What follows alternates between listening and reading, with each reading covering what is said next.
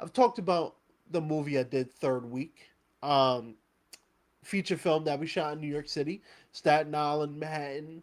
Um, I announced that it was on Amazon Prime. Now, that's wonderful. But now I can officially announce that third week is on Tubi. I actually got to watch it last week for the first time, the full movie, hour and a half. Go check it out. Third week is officially on Tubi now as well. So if you want a free option, go to Tubi. If you feel a little generous to your boy and you want to spread the good wealth, you could go on Amazon Prime. But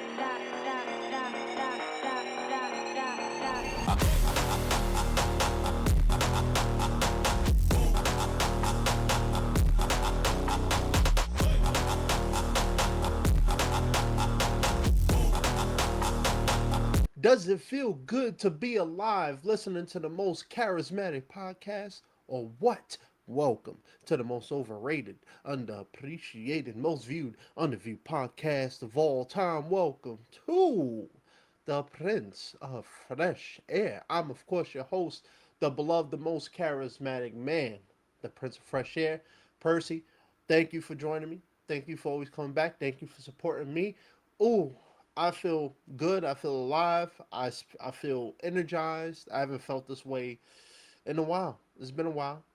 Fresh off doing a bunch of auditions. I was on set this week. Can't spill too much beans about it, but it was a good time. I met a lot of great people behind the camera and other actors, and I'm feeling the good spirits. I'm feeling the energy, and I just I'm just grateful. I'm grateful to be alive. I'm grateful for all you for tuning in and listening to the podcast, even in my breaks, even in my hiatuses.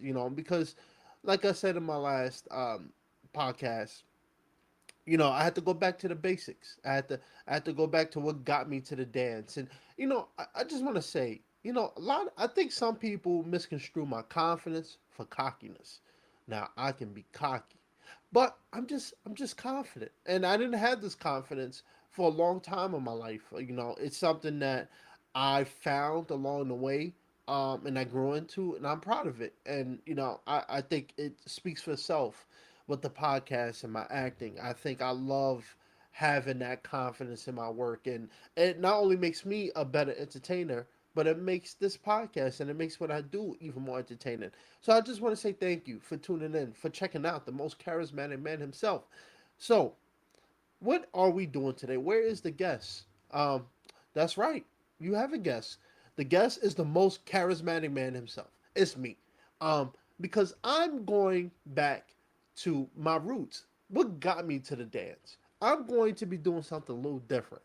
Um, when I first started this podcast, I used to do a lot of breaking news, trending news, pop culture type segments, and I haven't done them in a while, mostly because I transitioned the podcast into more of a show element.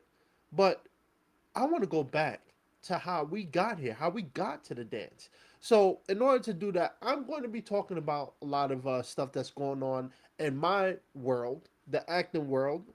Some other things I might bring up, but some of the hot takes that's been going around, making the headlines, making the wavelengths, breaking industries. Um, so, what do you want to talk about? I know what you want to talk about. First things first, before we get into the hot topics, I want to say thank you and shout out to Brock Lesnar. For all the WWE fans, even UFC fans, know Brock Lesnar. The one and the only, the beast incarnate himself, recently hung up the gloves, hanged up the boots at SummerSlam 2026 when Obafemi defeated him in Hell in a Cell in his hometown of Minneapolis, Minnesota. Brock Lesnar called it a career. Now, a lot of people felt like WrestleMania, when he put down the gloves, the boots, and said his goodbyes, that was the perfect send off. Why even bring him back? And I think this is where Brock gets some shine. I'm going to give him a grade of an A, because Brock has, for a while, a lot of people thought Brock was selfish. He was all about himself, not really caring about the industry, and he proved that he does care. He made Obafemi look like the monster himself. He made him look like the new up and comer, the young face, the young prospect, the new face of the company. And Brock Lesnar doesn't get enough credit for his selling ability. He doesn't get enough credit for his mic skills, his promo skills, especially in the UFC. But his career, I don't need to go over the accolades. We all know who Brock Lesnar is. The dude was truly one of a kind, and I was little sad to see him go. He's a relic of a generation that no longer is exists. And now Randy Orton is only the last one standing from the OVW class. That him, Brock, John Cena, Batista, and a couple other names, Shelton Benjamin, who's still going strong. Um, but we're entering a new period of the WWE, and we're seeing all the faces and names that made us love are starting to finally call it quits and move on to a new chapter in their lives. So I just want to say thank you to Brock for all his contributions and making me a fan and making me believe wrestling was real because his style was just unmatched, and he proved that in the UFC when he became heavyweight champion. Now, I'm putting on the investigative cap. We're going to be talking about some things that's been going on in the news. First thing I want to address is the biggest thing that's hitting the industry right now in acting. Um, so recently, Marvel was doing a Q&A, and I'm sure some of y'all saw it with Deadpool. Ryan Reynolds came as Deadpool, begging for a role in Doomsday. Hilarious bit, but that's not what a lot of people are talking about. Yeah, it made some news, but what people are talking about is the new casting of David Jonsson, um, known from Alien, Romulus, and a couple other major films that he's done recently. Newer name in the industry, from Britain, from England, and he was cast and announced as the new Black Panther, which will be coming out in 2028. Now, I did a couple, interviews and appearing on other people's podcasts and channels to talk about it, but I wanted to talk about it on my own channel, my own platform, I should say, um, because I feel like people are all up in arms about it, making fun of his looks, making fun of the way how he looks, that he don't look like Chadwick, and all a bunch of stuff. And I think part of the reason was, and for a long time, everybody thought Damson Idris was going to be replacing the Black Panther mantle. Nobody's ever going to replace Chadwick Boseman. Rest in peace to him. Stand up guy. Wish I would have got to work with him on set. Um, but everybody thought Damson was going to be announced. And Marvel did a FU, no pun intended, John Cena, no pun intended. You see what but they cast David Jonsson. Now, like I said, he's not a household name yet, not really, in the terms of star power, not there yet, but he has made waves. I have watched some of his films. Phenomenal actor, phenomenal actor. And, Marvel and Ryan Coogler, especially, shout out to Ryan Coogler, would love to work with that guy. Amazing director, amazing visionary. Um, they know they have a tall task ahead of them, and they know that recasting Chadwick is going to be hard no matter what. It's been 8 years since Chadwick Boseman's unfortunate passing away, and he left his industry. He left his mark in the industry. He left his mark as Black Panther, and he left his mark in Marvel. And how do you get somebody to take over that mantle? How do you do that without overshadowing him? Because his overshadowing is too great. And I've said this to people, and I don't know if people understand my perspective, but I'm going to say it. I'm going to share. Ryan Coogler casted David Jonsson not to replace Chadwick, and I think people are getting that misconstrued. I know everybody wanted Dams, and he has the more conventional Hollywood looks, if you want to call it that. But they casted David Jonsson because they're going in a direction. Now, as someone with a lot of experience in this industry, I've been mostly an actor, but I have learned my due diligence when it comes to script writing, casting, and all that stuff. I'm going to put on my Ryan Coogler hat for a second, right? Black Panther 2, Wakanda Forever, wasn't the biggest draw that they thought it was going to be. And most of it was because of the rush job, unfortunately, that they had when Chadwick unfortunately passed away during filming. And so they had a timetable and they had to get this movie out. So they made Sherry, his sister, Letitia Wright, wonderful actress, take the mantle for that movie. But a lot of people weren't biting at the apple for that. They weren't really clamoring for that. And part of it was Chadwick just passed. Nobody can top his performance. It's like Robert Downey Jr. as Iron Man. It's like Chris Evans as Captain America. When you leave such a big mark and such a big impact, it's hard to oversee that. It's hard to overcome that. So Wakanda Forever didn't do the numbers that they anticipated, but I'm sure they were fine with it, knowing the unfortunate circumstances behind making the movie. So going to Black Panther 3, which was just announced for 2028, their idea is okay, nobody is going to go into these movies giving whoever we cast as the new Black Panther a fair shake if we compare them to Chadwick. So how do you do it? And Wakanda Forever, if you remember, they had his son at the end of the movie. And it was just a small, brief introduction. But I called this. I said they're going to age his son to the point where he's old enough to fight for the mantle of the Black Panther. His father, unfortunately, just passed away. How do you deal with that? So David Jonsson, if you ever watched any of his films, he's a very dramatic actor, meaning he knows how to carry emotions. He knows how to, bring that emotional element to a role. So if I'm Ryan Coogler, I'm looking at Damson Idris, who is more of a leading man s type, tall, dark, good looking, no Diddy, uh, good looking, and brings a certain suave to the role, right? David Jonsson brings a more, you know, I care about him. He looks sympathetic type of role, and if you look at them side to side, you'll see that. If you watch their acting, you'll see that. So David Jonsson is the perfect casting because he brings a different energy. I feel like with a Damson, and this is no play on him as an actor, but if I'm Ryan Coogler in Marvel, I'm thinking, okay, how do I make Black Panther 3 a bigger success than Wakanda Forever? Let's not replace Chadwick. We're not going to replace Chadwick. We're going to keep him as the OG, the GOAT. But we need to move this story forward. Let's make his son the new Black Panther, but let's make it so where he doesn't want to be king. He has to fight himself to accept that role, and he has a lot of roadblocks and challenges to get there. David Jonsson has that factor to him.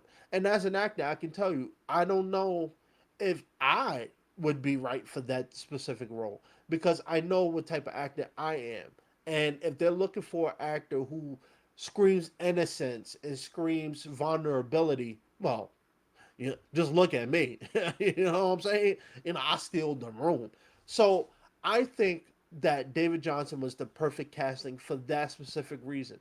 You raise Aegis' son, he comes in into Black Panther 3, and it's been confirmed actually he's going to be in Secret Wars coming out next year. So this sets the timetable perfectly. You introduce him as a non Wakandian.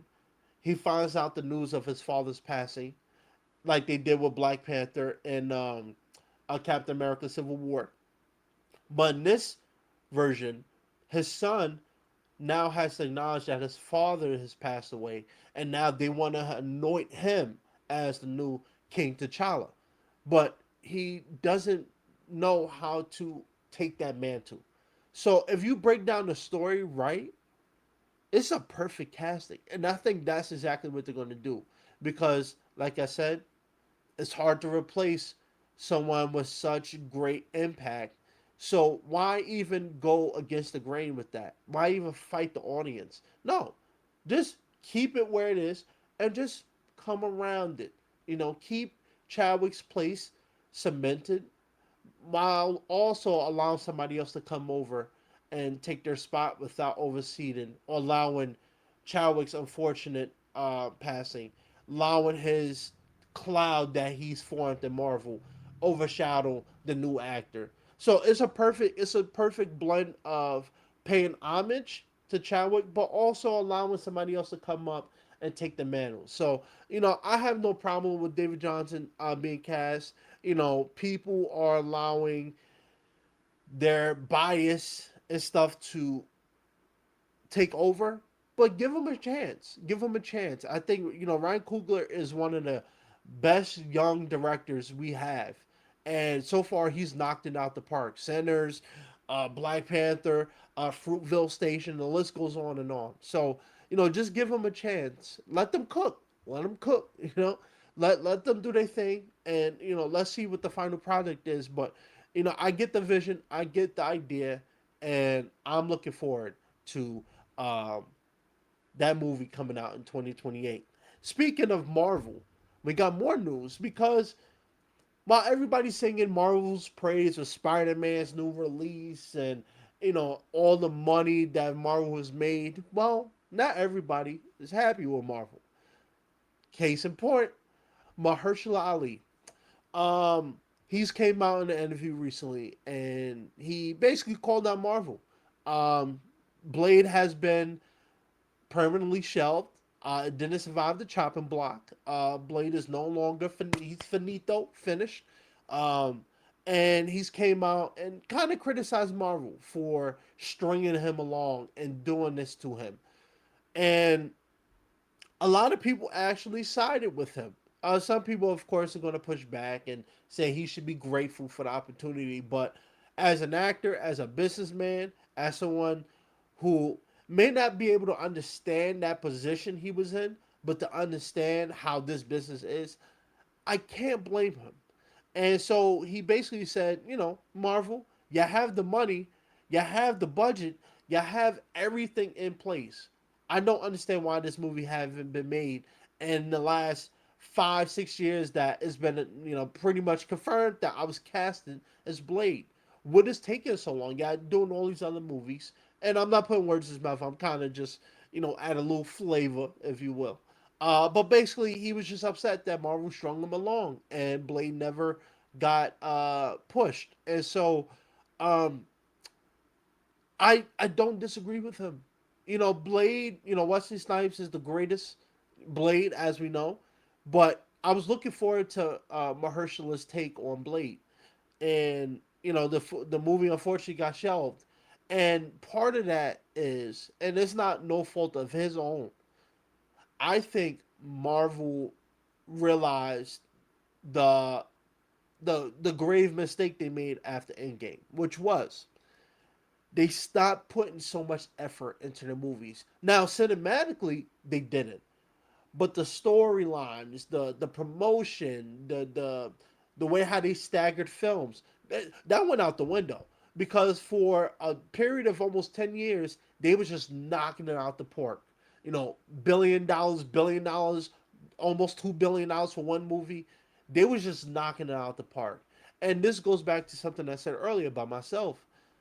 Sometimes when you gain a little bit of success, you get a little bit of acknowledgement, and especially for Marvel, they just top competition entirely. When you get to a certain point, sometimes you forget what it was like to be the little guy in the room. You forget what it's like to be the one who's trying to fight and claw their way to the top. Marvel's already at the top. They're the cream, they're the top of the top. So I think they lost the plot. No pun intended.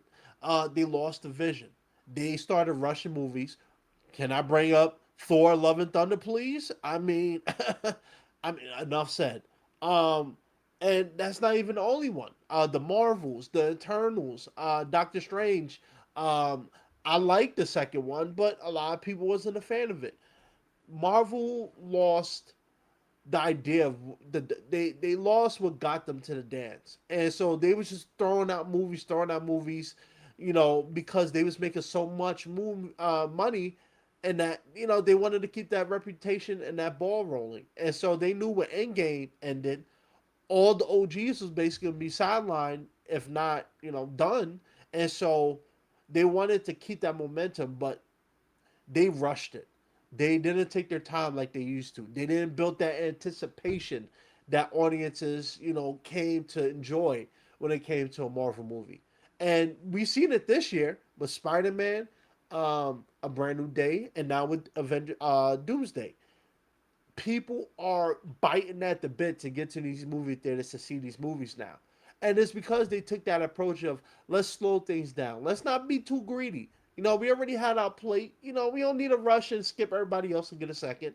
No, we let's take our time here. So Mahershala Ali is not wrong. I understand how he feels. And I think that unfortunately a lot of these big budget movie studios, um, it's not personal, it's just business. They got to look at what's good for their bottom line. They got to look at what's good for making money. And not to say Blade wasn't good for money. It was. I think a lot of people was excited to see Blade. But I just think that they had so many missteps along the way that unfortunately some people have to suffer the consequences for those actions. And Mahershala Ali, I really hope that you get a second chance, not even just with Marvel, but with DC or somebody, because it people don't realize for someone like him, this contracts involved, there's other things involved. So legally binding contracts, if he's contractually obligated to play Blade, and if in a contract that says, hey, you're gonna have to wait until we shoot this movie to do other projects. He lost a lot of income, a lot of money, a lot of opportunities. So I'm not saying that's what happened in this case, but it seemed to me that based off what I'm seeing and hearing from him, that he feels slighted because he lost a lot of opportunities, and he waited out all this time for no results, no results. So, I feel bad for him, but like I said, I think Marvel's going to get their groove back, and I hope they do him right. I hope Ryan Coogler, somebody could give him a spot somewhere, make him happy, at least somewhat happy, and make the situation right. Because this is a blow not only to Mahershala, but it's a blow to us as fans. Speaking of blows, speaking of superhero stuff, let's blow stuff up right now. I've talked about this ad nauseum, but I got to bring this up because it pains me to have to do this. DC Universe, James Gunn. What are we doing here? I'm just, and this is not a slight on James Gunn because his hands in the pot can only go so far. So Supergirl was a box office bomb. It was supposed to the budget for it, if I'm not mistaken, was close to $170 million, right? This is just the standard now for big blockbuster movies. So a production budget of $170 million. Now, for a movie to make profit, they have their own internal gauge, but generally you probably want to make more than 200 million just to break even with marketing costs and stuff like that. Well, Supergirl, which I just found out while I was on set this past week from another actor, came out a month ago. I didn't even know about it. I didn't see a peep about it. And I know people are going to say, well, you're an actor. You should know this stuff. Well, that's not necessarily true. Have you met me? I'm the most charismatic man. I'm all over the place. But, even when I browse Twitter, yes, I get my news from Twitter. Sorry. Um, I didn't see much about it. And so Supergirl only made $110 million against $170 million budget. Box office bomb.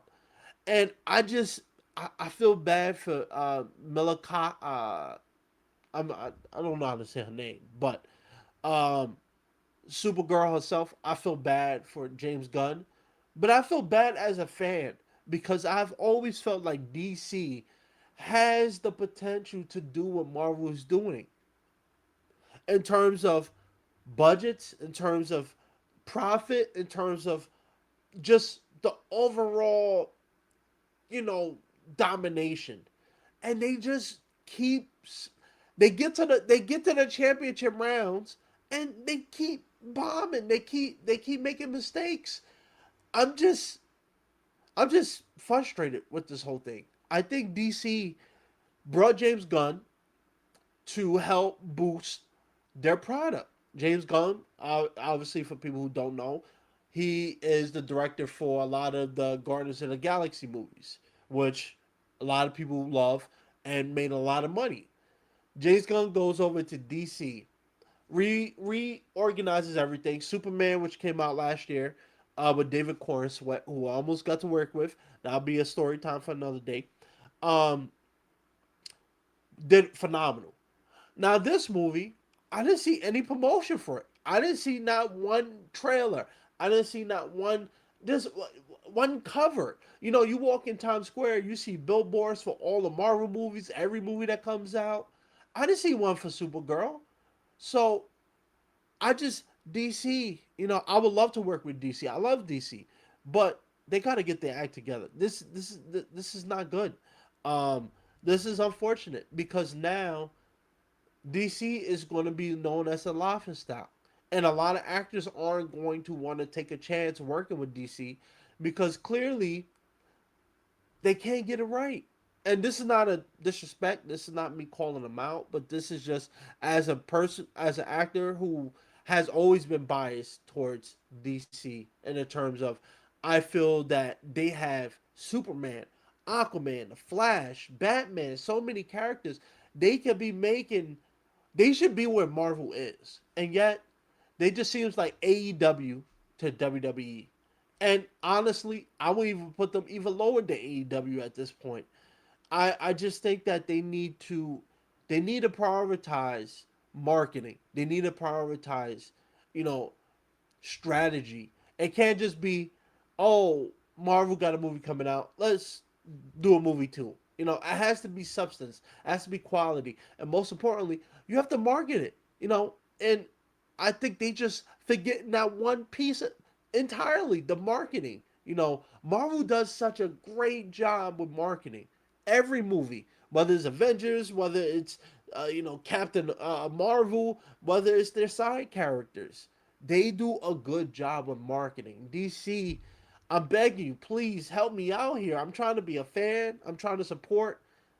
You know, I want other people to see the vision. I want this. I want them to be eye and eye with me with this. But it just seems I'm the only one screaming at the hilltop for DC, and I just think that they have hurt the fans so much that I don't know if they want to give them another chance. And part of it is their fault. Just you don't have to copy and paste what Marvel's doing, but see what they do. Just look at Doomsday. I mean, the amount of marketing and publicity this movie's got, even a year and a half out. Well, now we're closer to the movie being released, but last year they started marketing this.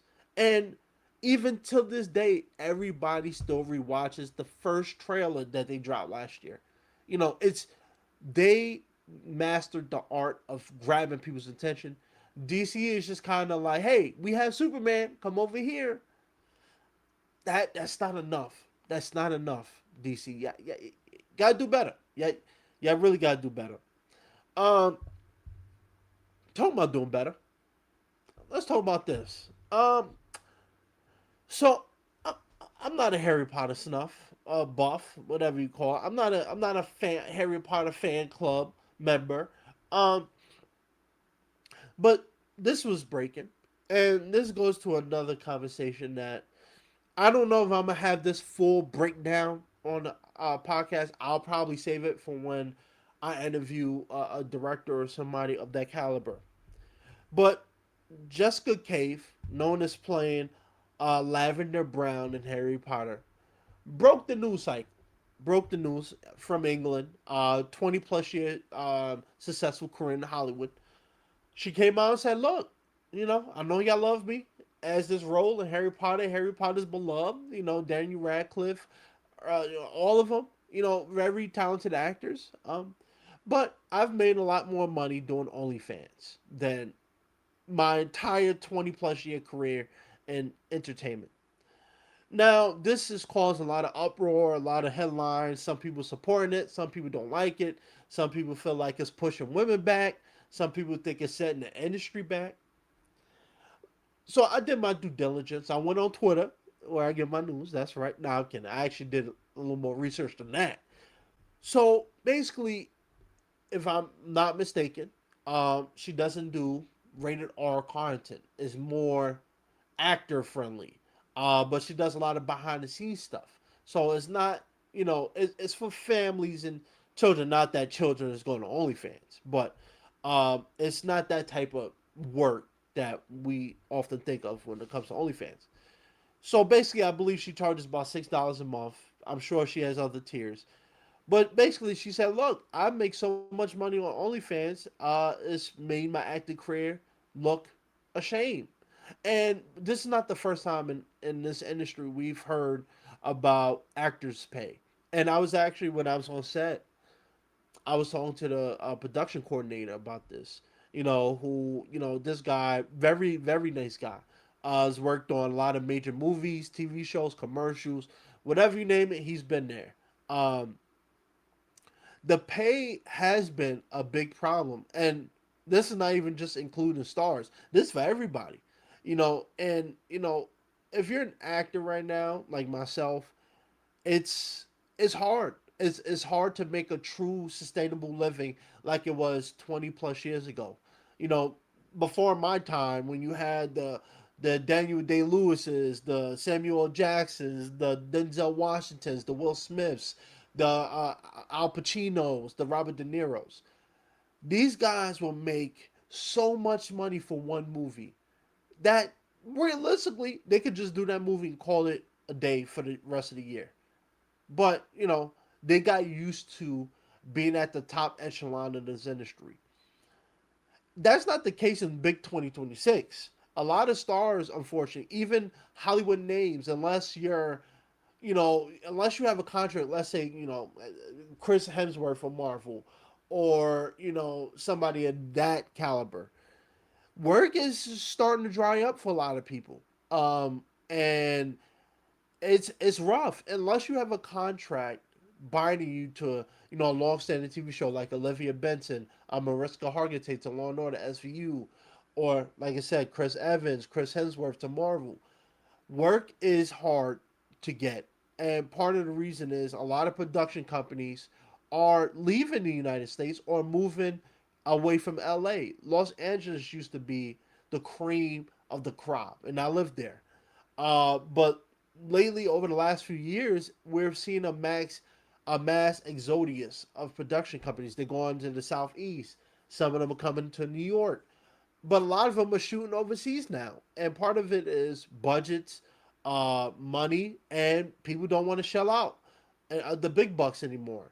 And so now we're seeing a shift in the industry where certain roles that actors would get, and I'm not talking about the A-listers, I'm just talking about working professional actors like myself. Certain roles require certain pay. And like I said, I'm not gonna make this a whole diatribe, but when you're a guest star on a TV show, a co-star on a TV show, those get a certain amount of money. And a lot of people want those opportunities, not because just the money, but because of what it can do for your career. We're seeing celebrity actors taking these roles. We're seeing them taking commercial spots that they wouldn't have sniffed 20 years ago. We're seeing them taking roles that was once considered below celebrity status. But because a lot of these companies are, they don't want to shell out the cash anymore, a lot of them are going to have to do stuff like that. Because the days of the $30 million paydays, like I said, this, occasional, people like Robert Downey Jr. who could command that from Marvel, you don't see those type of paydays anymore. It's just not happening. And part of the reason is AI, cheaper shooting production costs outside the United States.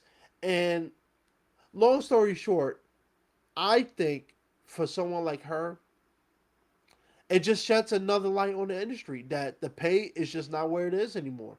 And this is for men and women. This is not even just a woman thing. It's for both genders. Now, I think, unfortunately, knowing some of the industry, yeah, I think for a lot of women, especially when you get to a certain age, it just seems like Hollywood don't want to pay you because you're not. In simpler terms, you watch a lot of Netflix. You see a lot of young, vibrant women, a lot of younger women, right? So they look at the sex appeal factor. You know, look at Scarlett Johansson, for instance, as an example. Scarlett Johansson, you know, yeah, she's a little older than she used to be, but to the average fan, she is attractive. Not to say Jessica isn't, but she's also tied to Marvel. So her stock has just continually gone up. She found that recipe of still having that attractiveness, but also staying at the top. Some people, unfortunately, and it's not like I said, just women, but it happens to a lot of women, unfortunately. They get to a certain age and Hollywood starts treating them different because now you can't command the same audience that you used to. You know, Sylvester Stallone, even in the '60s, could still do an action movie. Yeah, it might look a little, look a little hazy at times, but it's Sylvester Stallone. It's an action movie. You want to see the big blockbuster moves and the CGI and the fight scenes and the sequences. It's easy to pull that off when you have a lot of camera tricks and stuff to help. You can't fake attractiveness, unfortunately. And as both men and women age in this industry, if you aren't able to command your worth, then a lot of these studios decide not to pay you what you feel you're worth. And so this is nothing new. This is not shocking. And for Jessica, I commend her for being honest about it. A lot of people can shy and say, I'm working an honest living, and truth be told, we're seeing that. We're seeing people you see on your TV screen weekly or on Netflix, on streaming services. You're seeing them at your local grocery store. You're seeing them at local places, and you're like, wait, I just saw you on TV. How are you? Why are you working here? That's just the way the industry is now. A lot of people, unless you have the right representation and the right momentum, and everything is aligning for you, got to have a day job, and it sucks. It sucks because, like I said, 20 years ago, uh, actors could do 1 or 2 films a year and be chilling. They can pay their bills and live. Not anymore. But I will say, in contrast to that, I would say there's more opportunities. So yes, the money has dried up just a tad, just a skosh, just a little bit, but there's more opportunities now. You're not pigeonholed to, oh, Paramount don't want to hire you. Okay, well now you got HBO, now you got Apple TV, now you got Tubi, which is a whole nother thing. Speaking of which, leads me to an announcement I have to make. I should have made this earlier, but I've talked about the movie I did third week. Um, Feature film that we shot in New York City, Staten Island, Manhattan.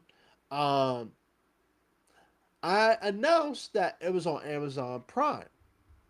Now, that's wonderful. But now, I can officially announce that third week is on Tubi. I actually got to watch it last week for the first time, the full movie, hour and a half. Go check it out. Third week is officially on Tubi now as well. So if you want a free option, go to Tubi. If you feel a little generous to your boy and you want to spread the good wealth, you could go to Amazon Prime. But I would highly suggest you check out the movie. I got to work with a lot of brilliant people in the movie. Ron Barber, Aaron Poon, Alicia Taylor.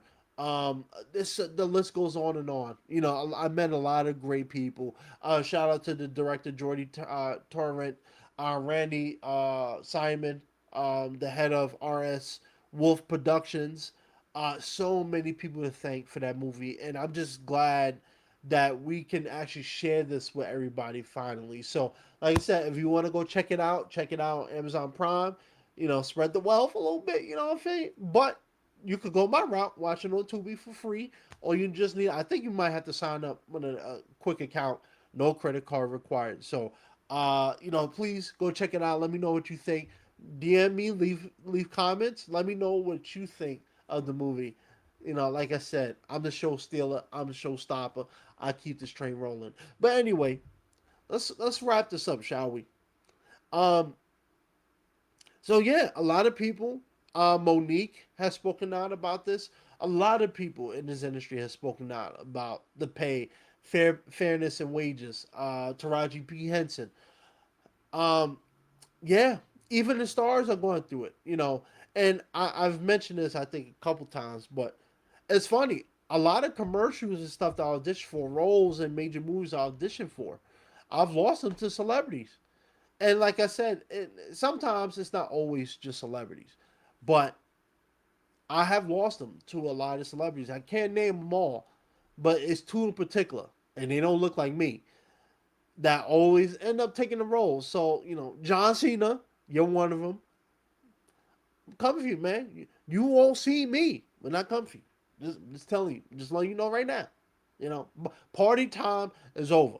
Um, but all seriousness though, that's just the name of the game. That's just the industry, and we just got to be able to adapt or perish. And I'm adapting. AI is here to stay. And that's making production companies ease out their wallets a little bit less, because now they don't have to shell out the big bucks anymore. And it's unfortunate the way how the industry is going. The lot of changes that aren't favorable to actors but production companies. I get it. It's a business like everything else, but people just want to be able to live and support themselves. And for an actor to be on a long-standing show, with multiple seasons and still have the wait tables, that's just not the life. That's just not the life. And now we're seeing more actors, more creatives, more people in the industry find other ways to make money, whether it's doing podcasts, whether it's starting their own business or production companies, or partnering with brands and stuff like that. They're outsourcing and out seeking. Um, and like I said, Will Smith. If Will Smith can find have trouble finding work, so can I. So, with that being said, shout out to her. Shout out to everybody in the industry, even with their name recognition, being honest about and being transparent, because it not only helps them, but it helps the new stars, the new faces that's going to be coming up. Um, I think we need transparency in this industry, and we need people to be honest about what's going on, because if we don't keep people informed, people stay in the dark. And then now, when it's my turn to get up to the top, the ladder is being pulled from under me. And it's just, it's unfortunate. But I will say, on a positive note, Avengers Doomsday is coming up soon, coming up shortly, December. We are cooking, baby. This podcast will be shut down. I ain't doing nothing. I will be watching that movie all December of 2026. I'm just kidding. I might do an episode, but don't be calling me. Don't be leaving me messages, all right? Because we finally have arrived to Avengers Doomsday. They just dropped another official trailer featuring the X-Men, the Wakandians, the X-Men, the Aqualanians. Oh no, that's DC. I'm stupid. Sorry, I'm losing my marbles. Um, I think Namor threw me off. I was thinking about Aquaman. That's why I mentioned that. But anyway, back to the story. Um, DC Marvel, you got me. You got me sold. I'm back. I'm ready. Um, I can't wait for that movie. And I want to stress this part too, because a lot of people are asking why Robert Downey Jr. had to be Doctor Doom. Why is Chris Evans coming back? Why is some of these stars coming back? Why is Marvel bringing them? We don't need them. Well, I'll say this, and I said this earlier, so I'm gonna keep this short-winded. Marvel saw the error in their ways after Endgame. Anthony Mackie, yes, he got the rub from Captain America. Um, Chris Evans passed him the torch, But unfortunately, the torch wasn't passed correctly. And when Captain America Brave New World came out, it showed. A lot of people wasn't willing to accept, you know, Sam Wilson as Captain America. And part of that was the love for Chris Evans as Captain America was just too strong. And so now they have a way to reverse that. You know, reverse. Jay Uso, yeet, get it? Reverse. Anyway, um, so now they're bringing back Chris Evans, Chris Hemsworth, Robert Downey Jr. as the titular character, Doctor Doom. Um, they're bringing back some of their A-listers, the OGs, and part of that is to give the rub to the next generation. Because in order to pass the torch, you have to pass the torch correctly. You can't throw it and hope for Hail Mary. You can't let it slip and fall. You have to pass it off correctly. And in order to do that, you got to get the OGs back. Get people excited again. Like I said, a lot of people, Marvel will be breaking records in the first like week. So get people invested again, get the OGs come back, and let them correctly pass off the torch. After Doomsday, I could see maybe some of them coming back for Secret Invasion or Secret Wars, but I think Doomsday is the official passing of the torch. Let the new generation, let the new stars take over. Let the OGs fade off and go live and find other opportunities, and build it that way. You can't rush this type of stuff. So I'm looking forward to it. X-Men, Cyclops. Ooh, it's going. Nightcrawler, who they used to call me in high school. I ain't forget y'all. Thank you for bullying me. Calling me Nightcrawler. Anyway, uh, enough of that. I'm excited for it. I can't wait for it. It's gonna be fun. It's gonna be exciting. I'm getting my ticket as early as possible. If I can find it on Reddit, anybody know some deals, hook me up. If I can save just a couple dollars, I'll take it. But I am looking forward to it. Spider-Man: Brand New Day, another home run. Um, it's exciting to be a superhero fan. It's exciting to be a Marvel fan. DC, please make it exciting to be a DC fan. Not for me, but for other people. Because I'm always going to support, but y'all got to do better. But anyway, that's my rant. That's my deep dive. I hope you liked it. I hope you enjoyed it. The most charismatic man has multiple layers to him. I know I'm a little more animated today. Like I said, I'm just grateful. I'm at peace. I'm getting my groove back. I lost that flame for a while, but I'm back, baby. I'm back on set. I'm back to being in front of the camera more often.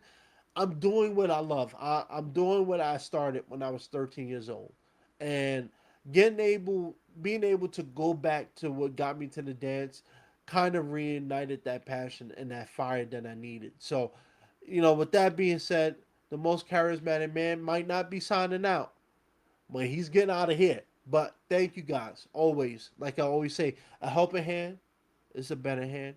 Thank you for tuning in. Thank you for supporting this journey. Thank you for always sticking around, even when I have to take a little small break. But we're back, baby. We are back. I got some episodes cooking for y'all, and I ain't talking about The Rock. Screw him. No, I'm kidding. Um, we got a lot of stuff coming. So until the next episode, stay safe, stay strong, keep motivated, keep positive, and remember, there's only one tribal chief, and it's not Roman Reigns. The most charismatic man is out.